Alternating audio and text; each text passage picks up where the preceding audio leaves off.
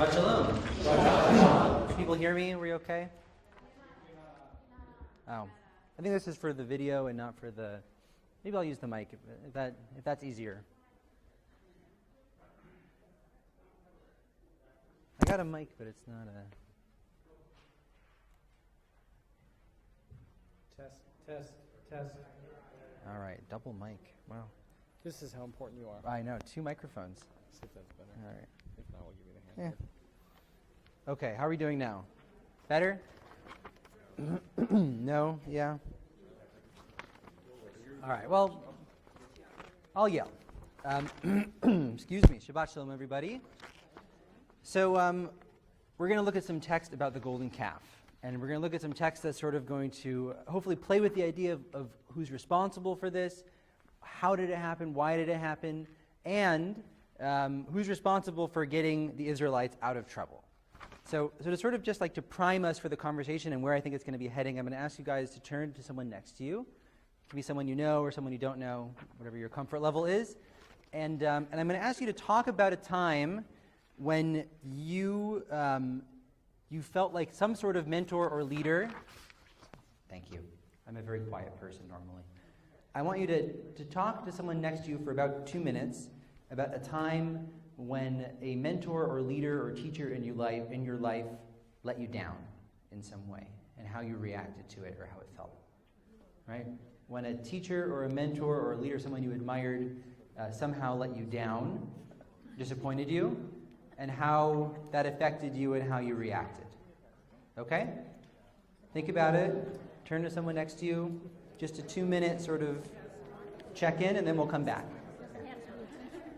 Maybe any teacher broadly defined. Teacher broadly defined.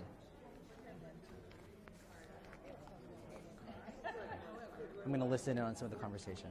Well, everyone's always been nice to me. I've never been like that. So we'll see if things I would just say this, even though he's about to become a rabbi, as president of the synagogue, Yeah. there were times in my dealings with clergy that I would be disappointed because sometimes we hold clergy in such high regard, Yes. only to find They're human. people just like the rest Yeah. with their insecurities. It's true. With their petty, with It's true. with their this, with their that, with the other. And so I would try to remind myself that I have a high call. Not Great. to go talk about Okay. it. How are we doing? It's been a long time since we were in school. It doesn't have to be like a teacher. You can be any sort of teacher, any mentor. Yeah. All right. Think about it. Another minute or so. She hasn't met you yet. Yeah, we met for a second. But This Yeah. is my girlfriend, his wife. good to re-meet you. All right, everybody, try and wrap up.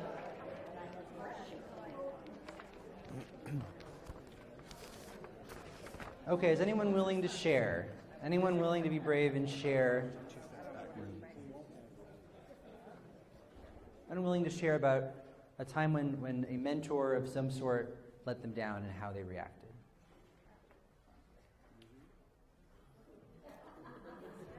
Got my plant in the back.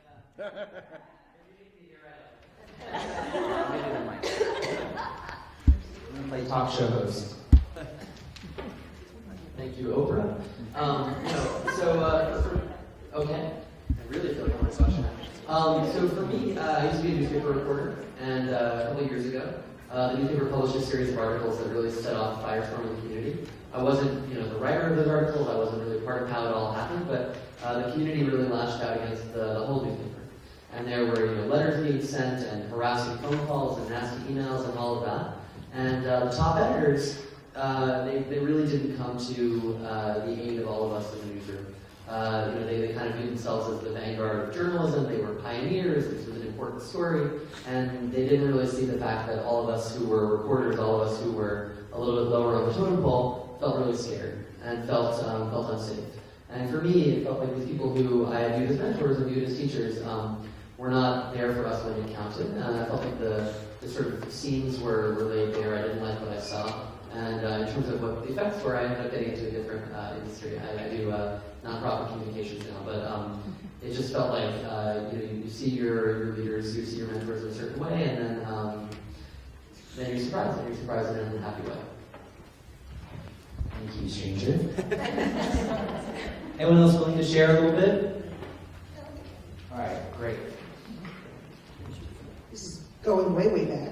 But I remember when we were in high school, and our friends were the Christians who were trying to, Catholics who would come up to you and try to, quote your Bible and say, okay, what are you Jews doing about this? And as teenagers, we had no idea. There was nothing we could use to go back against, and they knew their Bible. So what a bunch of us kids did is we went to the local rabbi, not in this area, out of state, but we went to the rabbi and said, what do we do? Help us be able to protect ourselves and respond to this. And the rabbi was above us and said, don't worry about it. It just was not helpful at all. Yeah. That's great. So, not great, but it's great sharing. So, one last one. So far we have a story of a leader who was able to step up and sort of take the hit for their followers, or a leader who was not able to sort of get down to the level of the followers and deem themselves, that they took the question as beneath their dignity, it sounds like. Right, our So last part one. of this, you recall just Oh, in case great, you were okay. struggling. Okay. That's fine. Come up with a question? Yeah. So, some of you may know I came from a very Orthodox background. I went to the Yeshiva Bati afternoon school, and I will never forget that it was around the time of Sukkot, and I shook the lulav in joy. I wasn't trying to hurt the lulav. I shook it, and the rabbi at the time, long black beard, said to me, "You could have broken the tips of it, because the very top of the lulav can't be shattered, except for doing mission." And he said, "I want you to write on the blackboard 200 times, Adi Susie, but for Movitz, will never ship the lulav too hard." So this was my Rabbi Braver, right, who kind of took the joy out of my emotion, and that was something that was sad for him. All right, so note to self, don't make congregants write on the blackboard 200 times. Anything. Okay, so we're going to move on, but hopefully after we'll have more time to share. So we're going to look at the first text on this sheet, and hopefully by the end of this, if I've done my job, you'll get why I started off where I started off. You guys want me to read? Is there a volunteer who's willing to read a little bit in the English? In the back. Okay, great. Adonai spoke to Moses, get yourself down, for your people who you brought out of the land of Egypt have acted basely. They have been quick to turn aside from the way that I enjoined upon them. They have made themselves a molten calf and bowed low to it and sacrificed to it, saying, "This is your God, O Israel, who brought you out of the land of Egypt." Okay, pause for 1 second. So we all know the parsha we're in. We're in the issue of the golden calf. God is pretty upset about this. And this line is going to be important because it's going to be interpreted very differently by the rabbis. But in this context, when God says get down, what does he mean? Go back down the mountain. Go back down the mountain. You're up here hanging out with me. But meanwhile, notice what he says, your people, as if they're not God's people. They're your people. Moses, your people. It's like when a parent, when one parent argues with the other, it's like, your kids caused this problem. It's like, well, they're your kids also. Right? So God says, your people, who you brought out from the land of Egypt. God had nothing to do with it, apparently. Moses, have acted basely. Right? They have messed up. They've turned away from the path that I have enjoined upon them. Okay, so I'll get someone else to read the next paragraph, please. This is Moses' reply to God. We're just making you walk I- back and forth because It's good exercise. I ate a lot of kiddush. Adonai further said to Moses, "I see that this is a stiff-necked people. Now let me be, that my anger may blaze forth against them, and that I may destroy them and make you a great nation." But Moses implored Adonai his God. Useful metaphor for thinking about community. So then he continues. He says, look, if a person has, God forbid, a headache, I love the little, God forbid anyone should have a headache, but that's how he writes. Chas v'shalom, right? God forbid, heaven forbid someone has a headache, then all of their limbs are useless and weigh them down because the body follows after the head. Right? Who here has ever been in this situation? Like your head hurts, but why can't you walk? Why can't you get up and do stuff? Well, it's because can't function without your head. You can't function when your head feels bad. They're interconnected. But if the feet hurt, then the pain still reaches them. Even though their head is not made completely useless, their mind is not as clear as it ought to be, right? It's the reverse. Even though the head is in charge, if you stub your toe, God forbid, heaven forbid, or you break your leg, heaven forbid, or whatever, then it impacts the head. It impacts the way you think. It changes the way you act. You can't just, the pain is not something that goes away because you're connected to your body at all times. So this is called the mashal is the parable, and the nimshal is the explanation. He says, so too with all of Israel, if, heaven forbid, the tzaddik, the righteous one, the Rebbe, the Hasidic rabbi, the person in charge, if the tzaddik, who is the head, falls from their high spiritual level, even a tiny hair's worth, then they are the cause, heaven forbid, of the great sins of the masses, the great sins that the masses commit. Right? If the leader has a momentary slip up, even a hair's worth, and descends from their high spiritual level even a little bit, it can cause repercussions to the rest of the body and the rest of the people. And I think we've all seen this to be true in different ways. When a leader makes a small mistake, it can have ripple effects. And so too the opposite. If the masses are sinning, then just like when a person has a great pain in their foot, their head also suffers a little bit. They're causing their tzaddik, their leader, to fall from their level a little bit. So we have this sort of relationship, this dynamic, the dynamic relationship between leaders and followers, where you need each other. Has anyone ever experienced anything like this in their communities of any type? Where a leader makes a mistake and it affects the rest, or where the masses are making some sort of mistake and it is causing the leader to suffer? Willing to share a little bit? Mm. We had such an incident with Jim Senate. The leaders made a decision, the membership was not aware of it, and they had repercussions. Right. And what about the reverse? What about the reverse, where, not necessarily here, but anywhere, where even at work or a family where sort of not the head but the feet are making some sort of mistake or some issue, and it's causing problems for the head? Anyone here, boss of an organization, ever get any service from your employees? Okay. One everybody can relate to, okay. People in DEQ made some terrible mistakes, and now Snyder, the governor, is paying the price for it. Right. Right. Exactly. He didn't do anything himself. This is, well, I don't know. Maybe, but this happens happens all over the place where an employee down the ladder will make a mistake, and then the person who's in charge has to take responsibility for it. And even if they don't get fired or anything, it gives them a headache. You know, it distracts them from being able to do their job in the right way. So you can see this dynamic of being symbiotic between leaders and followers works in both directions. It's not just top down, and it's not just bottom up. So now we're going to take it back to the story, okay? He continues, look, the moment that Israel made the calf, they caused Moses up above to descend from his level. But Moses, out of his great humility, decided that the matter had not begun with them, but rather it was his fault. Right? So the reality of the situation, the people make a big mistake with the calf. Moses is affected by it spiritually in some way, but because he's such a humble guy, he says that it must be that I messed up, and in my failure of leadership, the people descended to a lower level where they thought that worshiping a golden calf was a good idea. This is why Moses said, and if not, erase me, right? Remember when Moses steps up and says, punish me first? He says to God, since I am the one who is responsible for causing them to do this.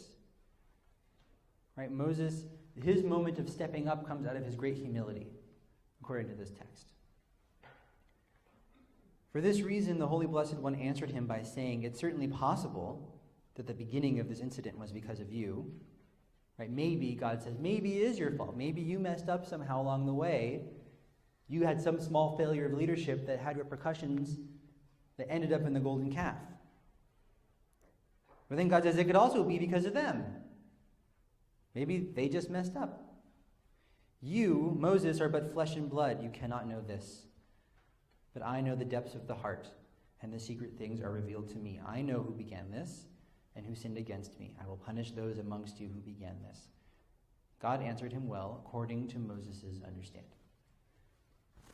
So what is God's reply to Moses in a nutshell? Anyone willing to summarize it for me? What is God saying about leadership and about Moses' responsibility or lack thereof?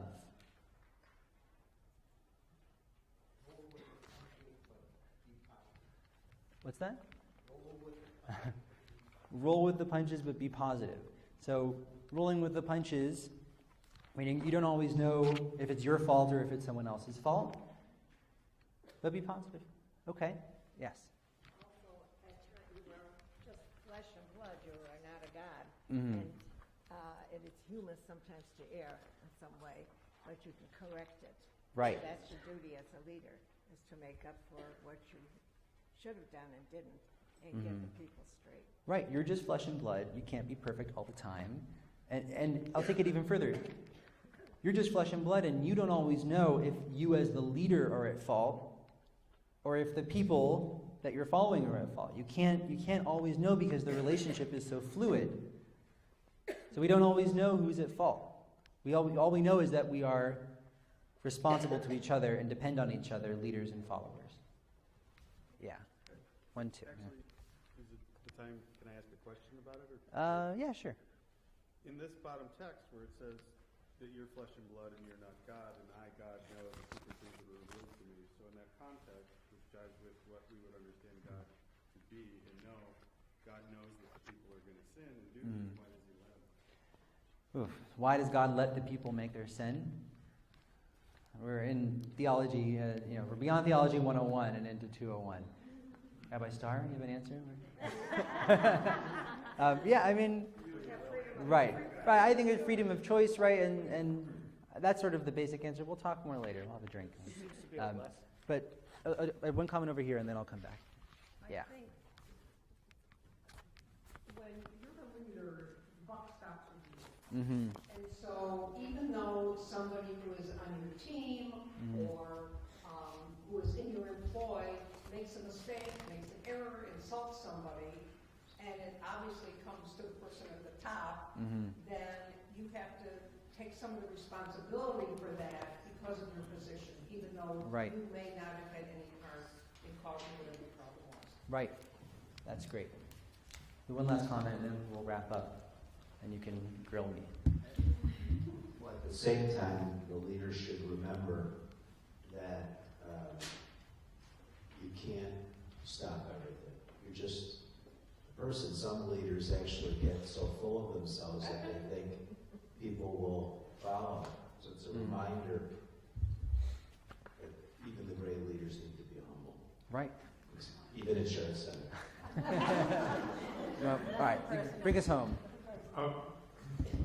This text disappoints me because I started respecting it. The more I read it, and the more I question how the speaker gets away with presuming to sit in judgment on the adequacy of God's arguments to Moses. It seems that he presumes to be a critic of God's arguments and to have an understanding of his own superior to that of Moses. This strikes me as not terribly convincing. Okay. All right, last one. I can't say no. Okay. Great. It just seems to me as if God is playing games. Interesting.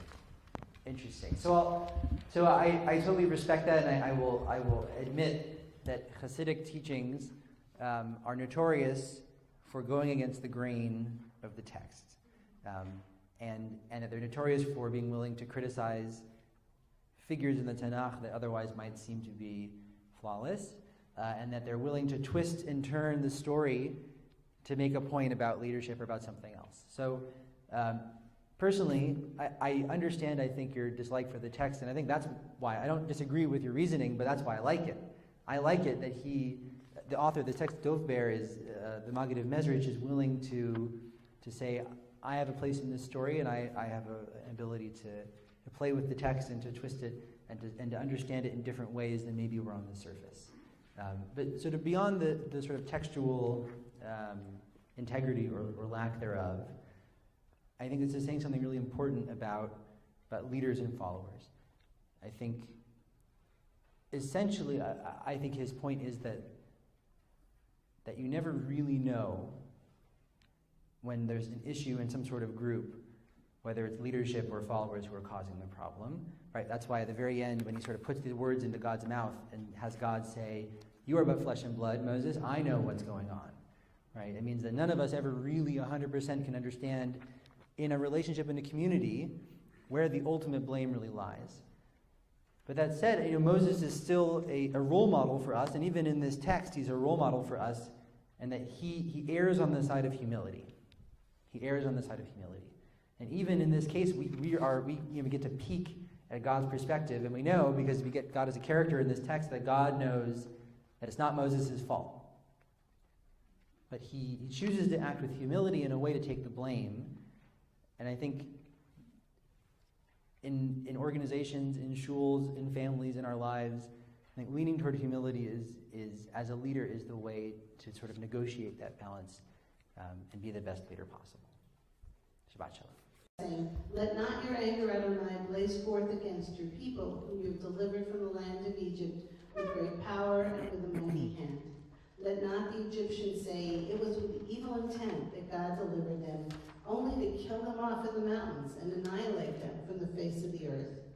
Turn from your blazing anger and renounce your plan to punish your people. Remember your servants, Abraham, Isaac, and Jacob, and how you swore to them by yourself and said to them, I will make your offspring as numerous as the stars of heaven, and I will give to your offspring this whole land of which I spoke to possess forever. And Adonai renounced the punishment God had planned to bring upon God's people." Great. Okay, so Moses' intervention has worked, and God is going to back off and not destroy the Israelites. What were the arguments that he used here to convince God?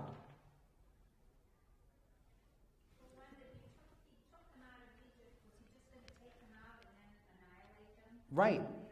Right, you just took them out, what? To kill them in the desert? I mean, this is sort of the origin of the phrase Shanda for the Goyim, right? Like, they're going to see that you destroyed your own people, and then what are they going to think of you? It's sort of this like very self-serving argument for God. It's like, God, you don't want to look bad in front of everyone else. And what's the other argument he uses?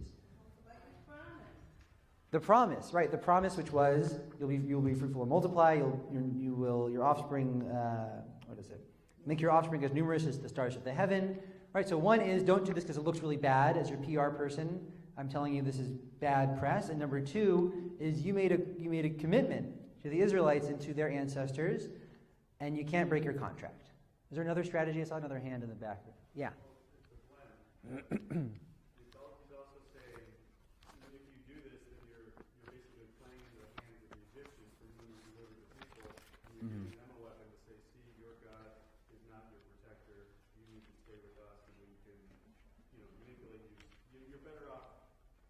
Right. And doing what we're doing, or the enemies of the Jewish people can use God's vengeance against them.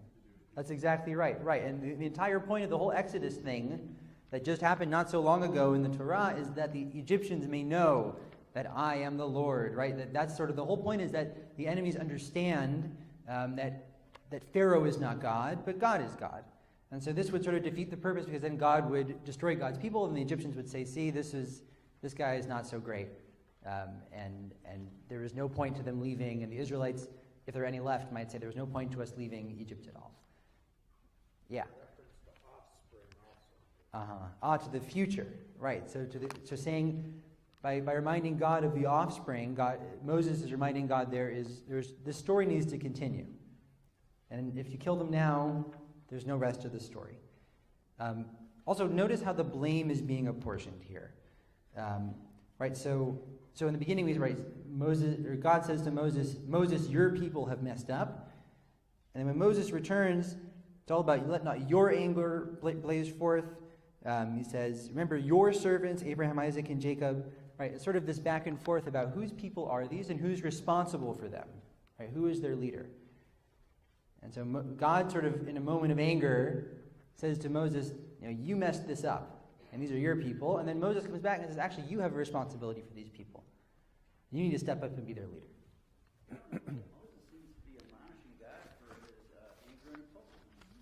Yes, it is odd that Moses is admonishing God for his anger and impulsiveness when Moses himself has an anger management problem that comes up later in the Torah. Right, it's an odd dynamic, but they have to rely on each other. I mean, like, they're a team in this in some ways. Obviously, there's a senior partner and a junior partner, but they're a team. Yeah, last one. We're going to move on to the next text.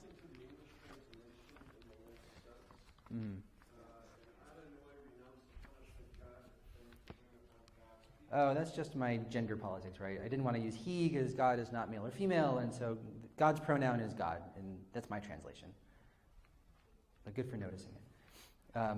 So we're going to read. I'll read the next little piece. Right. So in between, in the little ...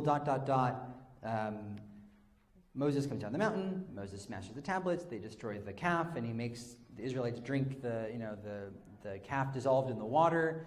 And in that moment, Moses is yelling at the people and sort of turning his wrath on the people. And then he goes back up to God again to try and make sure that atonement has been fully accomplished. So the next day, Moses said to the people, "You have been guilty of a great sin. Yet now I will go up to Adonai. Perhaps I may win forgiveness for your sin." Moses went back to Adonai and said, "Alas, this people is guilty of a great sin in making themselves a god of gold. Now if you will forgive their sin, then well and good. But if not, erase me from the record which you have written." But Adonai said to Moses, "He who has sinned against me, him only will I erase from my record. Go now, lead the people where I told you. See, my angel shall go before you, but when I make an accounting, I will bring them to account for their sins." So God's answer isn't you're all off the hook. God's answer is the ones who are really the most guilty will be punished. But what's the strategy here that Moses employs this last time to make sure that God does not change God's mind and destroy the people? What's the final card that he pulls?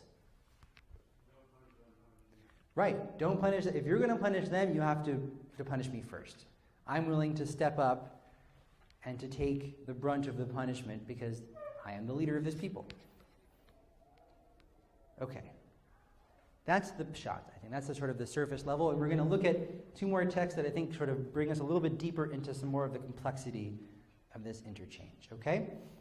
So this next one is from the Talmud, from Masechet Brachot, and it's going to be doing a little bit of a creative reading of this phrase, "get yourself down." Right? Lech red, go get down. Can I get a volunteer to read the Talmud? Right. Not the whole Talmud, just the piece I... And Adonai spoke to Moses, "Get yourself down."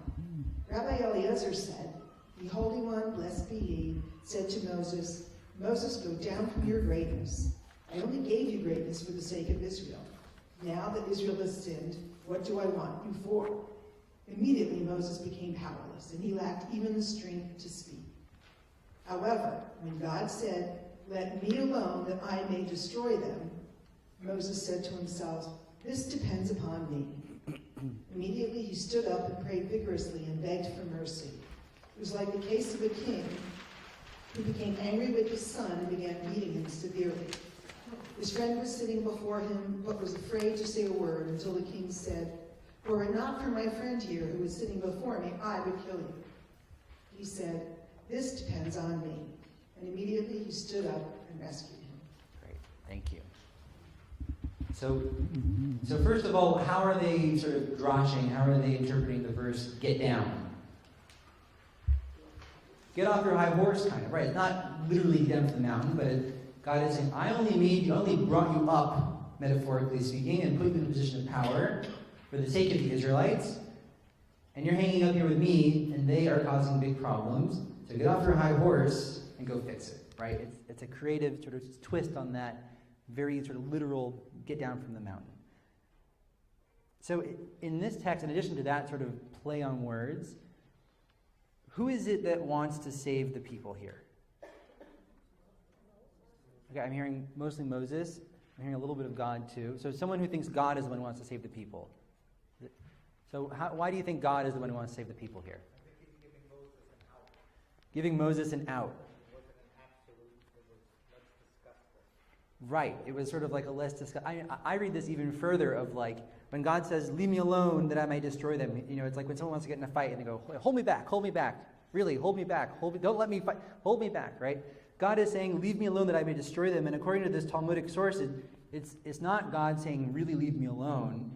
It's God saying, sort of, "If you leave me alone, then I'm going to destroy them." So you need to pull yourself together. You know, this moment when Moses sort of faces the wrath of God, literally speaking, and he loses his power, right? He becomes powerless and he cannot even speak. He's sort of brought low by the circumstances. It's a moment where a leader facing a very difficult situation literally finds himself speechless and powerless. Happens all the time. And it's God saying, "Leave me alone, that I may destroy them," that sort of finds a sort of way to motivate Moses to understand that he needs to step up in this situation, right? He needs to actually be a leader. And that if he doesn't step up, I don't know, from this text, I mean, it doesn't seem 100% clear that God really wants to destroy the people, but more that God is looking for a way out of destroying the people, right? That's my read on this. Anyone else? Yes. Well, it strikes me as absurd, actually. Absurd, okay. I don't think we can infer that from, except by looking at this text by itself. But looking at text in general, let's say God continually presents himself in role play in ways that are comical, in ways that are absurd. And I don't mean to put down by saying that that's absurd. I mean it's intentionally absurd to suggest that God doesn't want to serve these people. You take the responsibility. You take possession of this duty. So it's not mine alone, says God. Right. It's a rhetorical device, sort of. God is putting on a show of absurdity to say, right, to sort of exaggerate the situation to push Moses into taking action. Right. Great. Thank you. Any other thoughts about this? Okay, so we're going to look at one more take on this one. I think this one takes it in an even different direction. This is a more modern text from the Maggid of Mezrich, Dov Ber. He was one of the first disciples of the Baal Shem Tov, the founder of Chassidut, of the Hasidic movement, 18th century in Poland. And he's going to sort of extemporaneize and drash on this story. And he's going to use it as a way to talk about leadership and the relationship between leaders and followers. So I'll read a little bit here. Look, he says, Hine, behold, all Israel is like a single body. The great among them are called the heads of the community, and the average ones are called the limbs, each person according to their level, and the lesser ones are called the legs. So you're making a metaphor here, right? The leaders are the thinkers who are sort of directing things, and everyone else has their sort of place in the body, and it's not a democracy. You know, everyone is not equal according to this metaphor, but everyone is interconnected, right? Which I think even in a democracy, there are some people who have more power than others. So I think this is really useful. Shabbat shalom.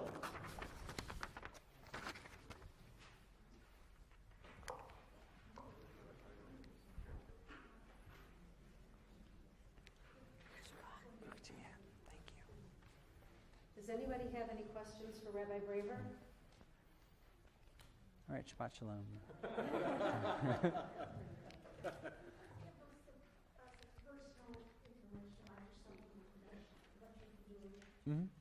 Sure. How personal do you want? I'll keep it appropriate. For those who don't know, I grew up in LA, outside of LA, in a very small Jewish community. I went to a day school that was about 100 kids, very small. I sort of didn't find myself super involved in Jewish life until sort of after college, or end of college, beginning of my sort of time in living in Boston, and sort of getting involved in Jewish life and synagogue activities and things like that, and sort of exploring, in addition to sort of the conservative movement stuff, also the sort of non-denominational world in Boston. And from there, I want to sort of do the abbreviated version, but I ended up going to Hadar, a sort of non-denominational egalitarian yeshiva in New York, and studied for a year there, and then on to JTS. And while I've been at JTS, I've tried to sort of, I think, talk about like the three main influences of my time at JTS. I think one is a passion for scholarship and learning and text that really comes very solidly from JTS. I mean, everyone that comes out of there, I think, has that passion. I think the second influence is probably doing a lot of pastoral care work, doing a couple of 400-hour summer units of pastoral care working at a senior center and then at a kosher food program and social services agency, and working with people in really difficult moments of their lives, and realizing that in working with people in those moments, you learn how to listen to people in every moment in deeper ways. And I think the third influence is probably working at B'nai Jeshurun, which is a big Manhattan synagogue that is close to the conservative movement in its hashkafa and its approach, but it's not technically part of the movement, and it is a lot of creativity and experimenting in terms of prayer and spirituality, and I found that willingness to go outside the box is really like a really important and really critical part of what the conservative movement, I think, needs to rethink what it means to be Jewish in this century. So that's the short version. All right, in the back, one, and then number two. Okay. What was your original major in school, and why did you get away from that? My original major in school and why I went away. So I was a double major, history and politics. I had a lot of free time. And I wanted to do a PhD in American history, and a couple of things happened. One was my junior year, I came out of the closet, and I sort of had this moment of the path that I thought my life was supposed to take sort of stopped, and I realized that there was more to myself and my identity than I had expected, and more than I planned. And it forced me to do a lot of rethinking about who I was and what's important to me. And I found that Jewish spaces were really the spaces that held me in that, and that helped me that provided me with the tools to do that work, that spiritual work. And I saw that there's more to this tradition than just bar mitzvah. Bar mitzvah is great, a great bar mitzvah, but there's more beyond it. There's more learning to do. So that was my sort of the push into this work. Although at that time I still didn't want to do rabbinical school. Partly I applied to a lot of PhD programs and I didn't get anywhere I wanted to go, and I was like, well, I just got to rethink things. So I did, but even then it wasn't quite the rabbining yet. I worked at a high school for a little bit, and from there I got more and more involved in Jewish life, and sort of as you get deeper and deeper, it just felt more and more right, and then I applied. But that was really, I think that work in college of sort of doing the self-exploration was really the foundation, sort of in retrospect. Do you have any preliminary thoughts on how Sharet Tzedek could be something like the B'nai Jeshurun of this region, whether defined locally or more broadly? By way of background, I think many of us know something of the reputation of B'nai Jeshurun. Perhaps you could summarize for all of us what is so special about this synagogue that you've been associated with, and do you see any analog between B'nai Jeshurun and Sharet Tzedek? And this is, you get my question? I get it totally. So first of all, I mean, I think that every place is unique, and that even if you were to take the same leadership and the same tunes and the same programs and copy paste them here or anywhere else, it wouldn't work. So I don't think it's a matter of just sort of taking like the right ingredients and mixing them in a different place. I think a lot of it is about responding to the people of a particular community, and assessing what it is they want, where they're at, where they want to head, and also being willing as a rabbinic leader to not always be following, but also be pushing a little bit. To be saying, I want to push beyond your comfort zone a little bit and get in a little bit of debate. Just got a little debate about the text. Like, that's great. I think it's great to disagree a little bit. So I think that's a part of it, is assessing sort of where the community's at and what it wants, and then being willing to push. I think sort of big picture, like what are the things that make B'nai Jeshurun great and that I would want to bring in some way. I think part of it is a real willingness to be experimental and creative with prayer, with tefillah. It doesn't mean violating halachic boundaries. It doesn't mean changing the structure of the service. It means a lot of it, I think, is musical. Being willing to try new tunes with different flair. They bring in, and not just sort of new tunes. Like, one of the things I love about B'nai Jeshurun is that they draw on traditional tunes that don't come from Europe, right? So tunes from Morocco, from Spain, from from Iraq, from Yemen, from parts of the Jewish world that are underrepresented in this country. So having an authentic Jewish feel, but it has a little bit of an exotic taste. So I think that's a big part of it, is that sort of willingness to experiment. And I think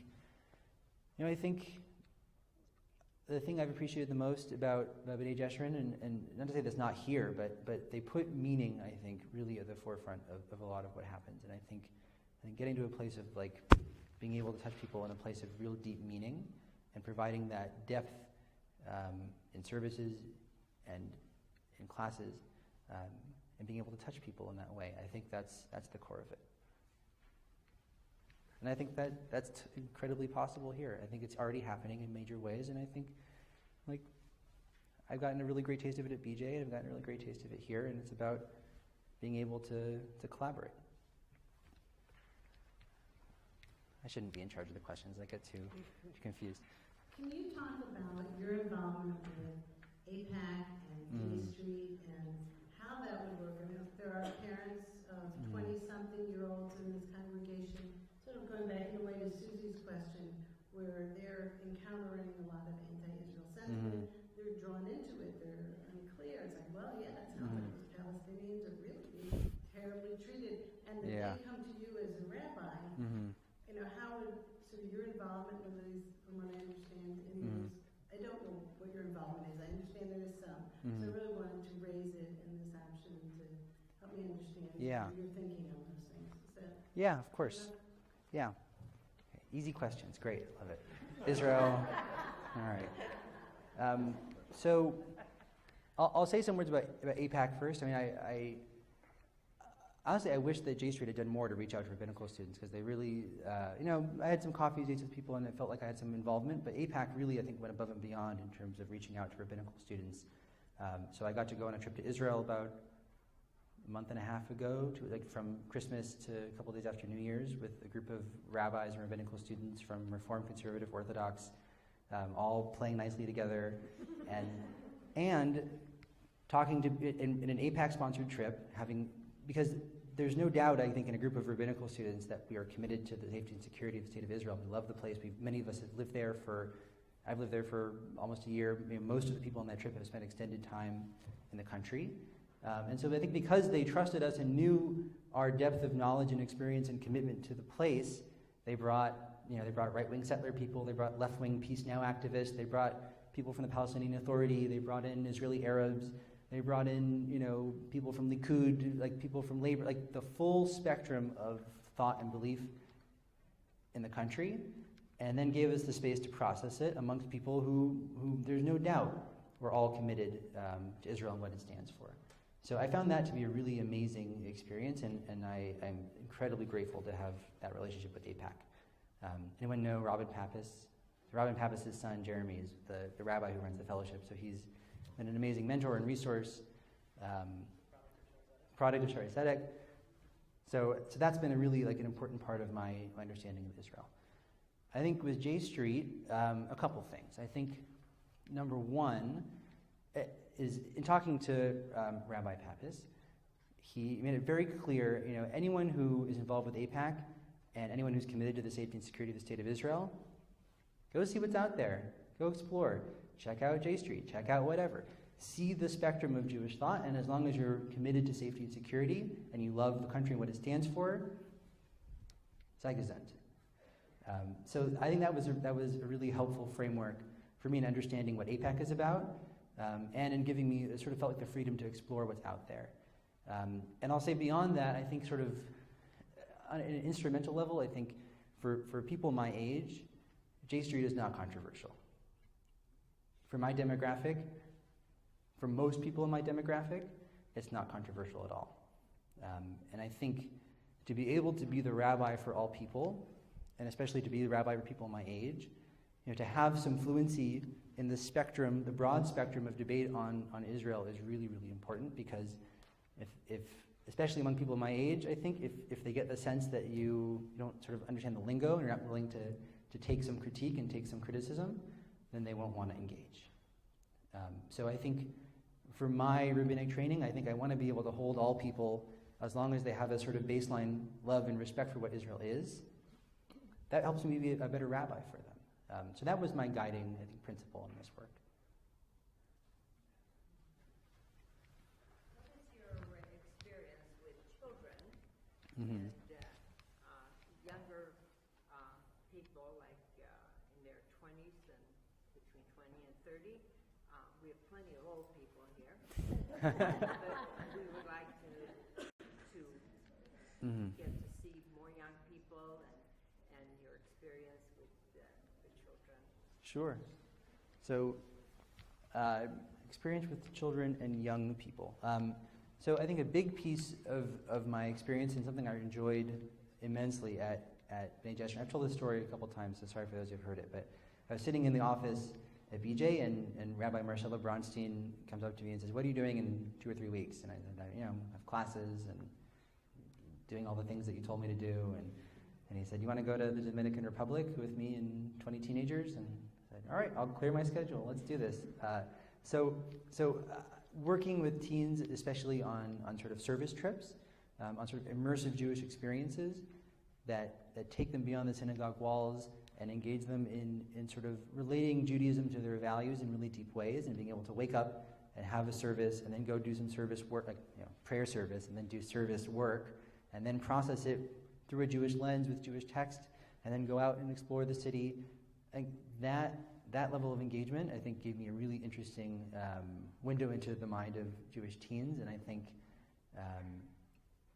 one of the main things I learned, I think, was teenagers want to be able to express themselves.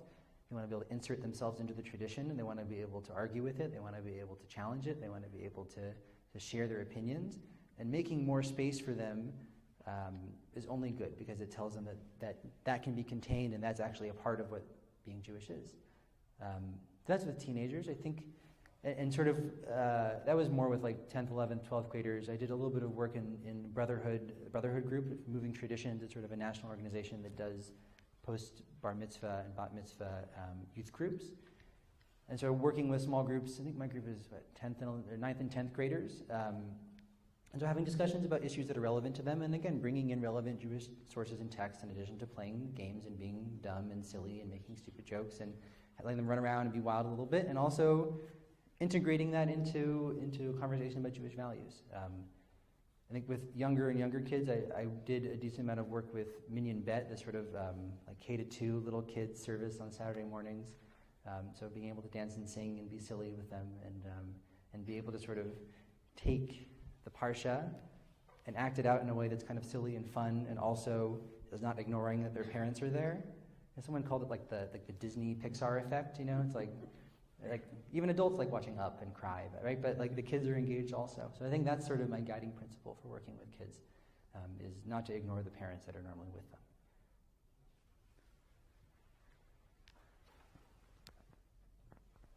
What ideas might you have about drawing in young families? And what types of activities would you use to implement an expanded congregation that's vibrant? Great. Young families. So there's a lot of angles to this. I think the primary angle, is about relationship building. I think, again, especially among sort of folks in their 20s and 30s, I think there's not as much of a draw to joining an institution just because it's an institution. There's a draw to joining an institution either because it provides a service that you need, or because you have a relationship with someone there that feels like it's genuine and real. So one way into this is, in terms of relationships, to be out in the field, to be having coffee with people, to be willing to meet people on their own terms, and to learn their names better. Try to learn names, but there's a lot of names. But I think it's really, really important. Just like that alone is enough, I think, to establish a bit of a relationship, and being willing to invest significant time in relationship building and getting out of the office, I think is one way to sort of engage people. And I think the other one, in terms of providing services that people want, is being in those meetings, being willing to listen and understand, and just to say bluntly, like, what is it that you need? What is it that will get you in the door? What is it you're looking for? Like, what barriers are there that we're not seeing? Sometimes it takes an outside perspective, and not just an outside perspective, but someone, like, to be willing to present yourself as someone who's willing to hear the critique, and then be willing to fix it. So I think those are sort of the two angles for young families. I don't think I need the money. Okay. When you were at Brandeis, as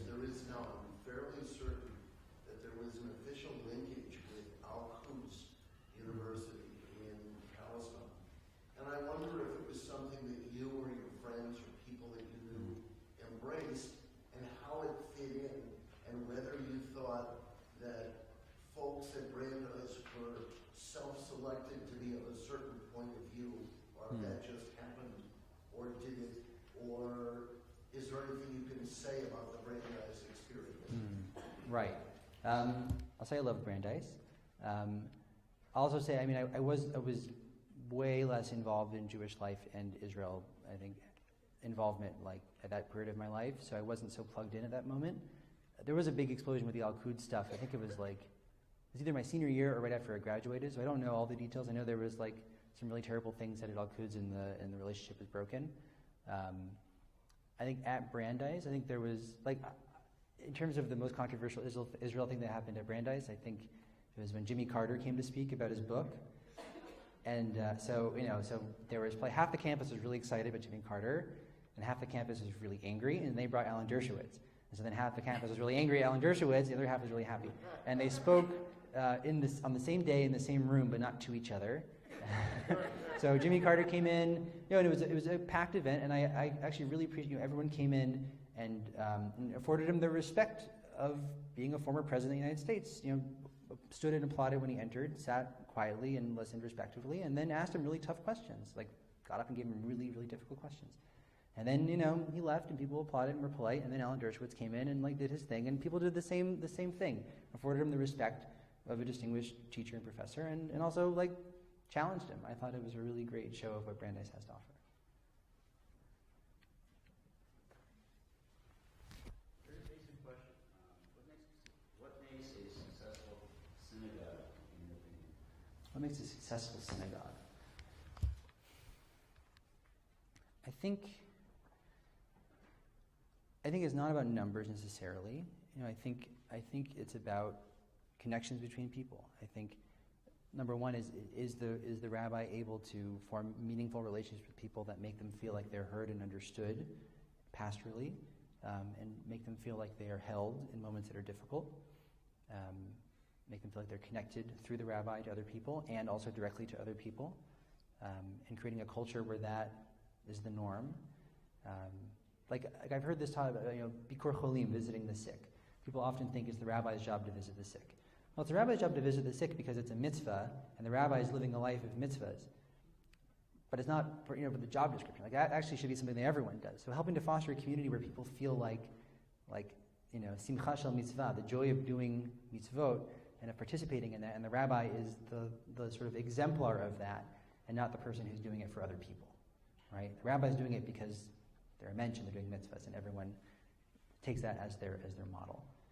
So I think that's one piece of it. And I think the other piece is meeting. I think the other piece is bringing Torah and bringing learning and bringing seriously deep material that shows that our tradition has things to say about what it means to be alive right now. Has intensely important things to say that are countercultural, that go against the mainstream of this country in many ways, and challenge it, and challenge us, and push us, and make us uncomfortable. I think that's great. I think that's important. And I think it shows that Judaism is for adults and kids. Okay, I think we're going to take one last question. All right. Does anybody have one last question? It's 2 o'clock, and I think Rabbi Braver needs a Shabbat nap before he has to come back here in a little while. Somebody want to take the last question? If not, thank you very, very much for coming in. Thank you.